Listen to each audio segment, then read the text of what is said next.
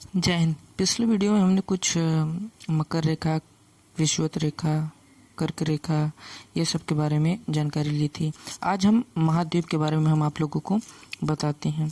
ठीक है, पहला ये जो है एशिया महाद्वीप। ठीक है, एशिया महाद्वीप जो है आकार और जनसंख्या दोनों ही आधार में ये विश्व का सबसे बड़ा महाद्वीप है और यह उत्तरी गोलार्ध में स्थित है। पश्चिम में इसकी सीमाएं यूरोप महाद्वीप से मिलती है। एशिया और यूरोप महाद्वीप को मिलाकर कभी कभी यूरेशिया भी कहा जाता है। अब यह सवाल आपके मन में आ सकता है कि नक्शा में हमें तो एशिया और यूरोप एक ही भूमि से जुड़े हुए हैं, फिर दोनों को अलग अलग महाद्वीप क्यों कहा जाता है। ठीक है, तो कुछ भूगोलविदों ने टेक्टोनिक चट्टान और काकेशस पर्वत और यूराल पर्वत जिम्मेदार माना है, जो यूरोप महाद्वीप को प्राकृतिक रूप से एशिया से अलग करते हैं। रूस अधिकांश रूप से एशिया में है, लेकिन सांस्कृतिक और राजनीतिक दोनों रूप से एक यूरोपीय राष्ट्र माना जाता है। ठीक है, अब दूसरा आओ हम पढ़ते हैं अफ्रीका महाद्वीप के बारे में। अफ्रीका महाद्वीप इसे काला महाद्वीप भी कहते हैं। यह एशिया के बाद विश्व का सबसे बड़ा महाद्वीप है। जनसंख्या और क्षेत्रफल दोनों ही दृष्टिकोण से अफ्रीका दूसरा सबसे बड़ा महाद्वीप है। सबसे ज़्यादा जनजातियां जो है अफ्रीका महाद्वीप में ही पाई जाती हैं। अफ्रीका महाद्वीप सहारा रेगिस्तान और नील नदी के कारण जाना जाता है। अफ्रीका महाद्वीप को कॉन्टिनेंट ऑफ कंट्रास्ट भी कहा जाता है। अफ्रीका महाद्वीप को अंध महाद्वीप भी कहा जाता है, क्योंकि यह महाद्वीप आर्थिक, सामाजिक, औद्योगिक, सांस्कृतिक और शिक्षा के क्षेत्र में बाकी दूसरे महाद्वीप से काफ़ी पिछड़ा हुआ है।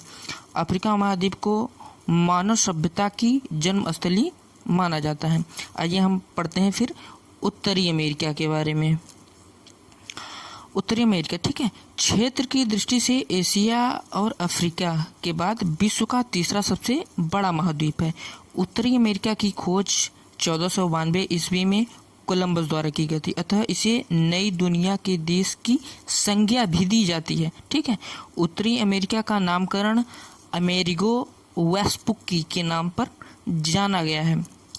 ठीक है, फिर आइए हम पढ़ते हैं दक्षिणी अमेरिका के बारे में। ठीक, दक्षिणी अमेरिका यह चौथा सबसे बड़ा महाद्वीप है। दक्षिणी अमेरिका में कुल 13 देश आते हैं। दक्षिणी अमेरिका में सांप बहुत पाया जाता है, इसलिए इसे सांपों का महाद्वीप भी कहते हैं और इसे पक्षियों का महाद्वीप भी कहते हैं।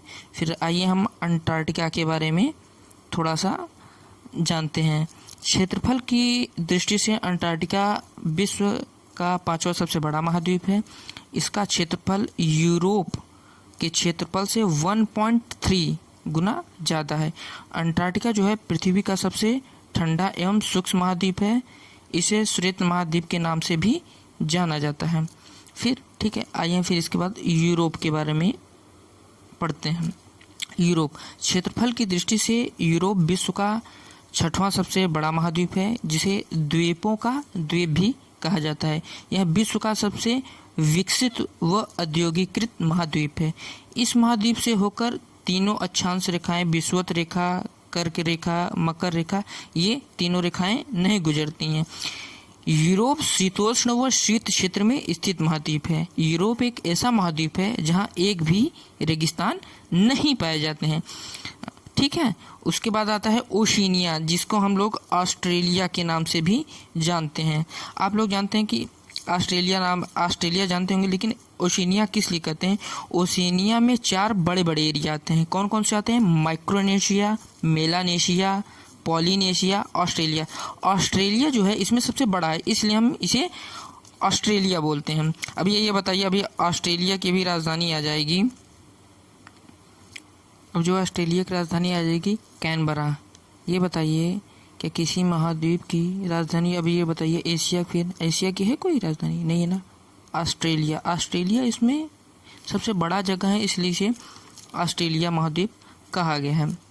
ठीक है, फिर आता है आठवां जो है जीलैंडिया विश्व का ये 8वां महाद्वीप है, ऐसा वैज्ञानिकों का मत है। इस महाद्वीप का अधिकांश भाग दक्षिणी महासागर में डूबा हुआ है। और जीलैंड्रिया जो है ऑस्ट्रेलिया के पूर्व में और एवं न्यूजीलैंड के नीचे है। ये इस साइड है, इस साइड आपका पाया जाएगा। ठीक है, वैज्ञानिकों द्वारा बनाए गए मानचित्र से यह पता चला कि दुनिया का 8वां महाद्वीप जीलैंडिया जो है 50 लाख वर्ग किलोमीटर में फैला हुआ है। लेकिन वैज्ञानिकों के अनुसार यह महाद्वीप सुपर कॉन्टिनेंट गोंडवाना लैंड से करीबन 7.90 करोड़ साल पहले टूटा था। ये महाद्वीप प्रशांत महासागर में 3800 फीट की गहराई में मौजूद है। इस महाद्वीप की जमीन ऊंची नीची और कहीं पहाड़ी कहीं घाटियां भी हैं। ठीक है, 2017 तक जीलैंडिया एक माइक्रो कॉन्टिनेंट माना जाता था। अब यह समुद्र में पूरी तरह समा गया है। ठीक है, अगर ये आपको वीडियो अच्छी लगी होगी तो कमेंट करके बताइएगा। जय हिंद।